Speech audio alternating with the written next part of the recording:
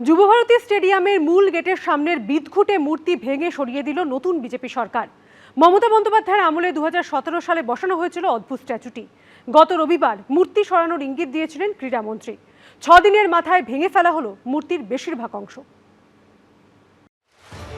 অবশেষে যুবভারতীর সামনে থেকে সরানো হলো বিতর্কিত মূর্তি।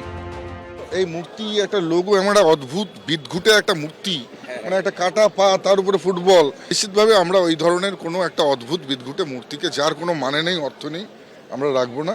আমরা সেটা পরিবর্তন করব। গত রবিবার যুবভারতীতে ইন্ডিয়ান সুপার লিগের হাই ভোল্টেজ ডার্বি দেখে বেরিয়ে বিদঘুটে মূর্তিটি সরানোর ইঙ্গিত দিয়েছিলেন রাজ্যের ক্রীড়ামন্ত্রী নিশীথ প্রামাণিক। তার 6 দিনের মধ্যেই ভেঙে ফেলা হলো বিতর্কিত মূর্তির বেশিরভাগ অংশ, গুঁড়িয়ে দেওয়া হলো বিশ্ব বাংলা লোগো।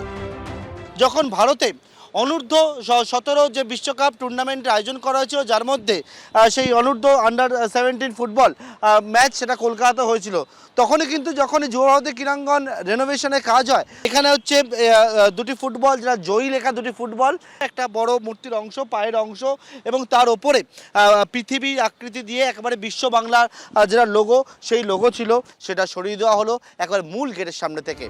তবে গোড়া থেকে উপড়ে ফেলা হয়নি যুবভারতী ক্রীড়াঙ্গনের মূল গেটের সামনের বিতর্কিত মূর্তিটি। মূর্তির দুপায়ের উপরের অংশ কাটা হয়েছে।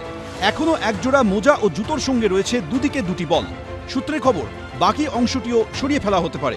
যুবভারতীর সামনের ওই মূর্তি নিয়ে প্রথম থেকে ক্ষোভ ছিল ফুটবল প্রেমীদের মধ্যে। তারপরেও পদক্ষেপ করেনি তৃণমূল সরকার। আমার তো মনে হয় এই মূর্তি লাগানোর পর থেকেই এই যে বিগত সরকার, তাদের মানে খারাপ দিন আসা শুরু হয়ে গেছে। এবার বিতর্কিত সেই মূর্তি ভাঙল বিজেপি সরকার। অন্যদিকে উত্তরবঙ্গের দক্ষিণ দিনাজপুরেও সরল মমতা বন্দ্যোপাধ্যায় সরকারের আমলে গঙ্গারামপুরের 4 রাস্তার মোড়ে ছিল বিরাট বড় একটি বিশ্ব বাংলার লোগো। পালা বদলের পরই এলাকার বিজেপি বিধায়ক সেটিকে সরিয়ে দেওয়ার নির্দেশ দেন। বিশ্ব বাংলা এইসব বাংলাদেশি স্মৃতি, এইসব স্মৃতি আমাদের এখানে থাকবে না। বিশ্ব বাংলা কে বাংলার মানুষ পরিত্যাগ করেছে। শনিবার গঙ্গারামপুর পুরসভার কর্মীরা সরিয়ে ফেলেন বিশ্ব বাংলার লোগো। পার্থপ্রতিম ঘোষ, চঞ্চল মজুমদার, এবিপি আনন্দ। এবিপি আনন্দ, এগিয়ে থাকে, এগিয়ে রাখে।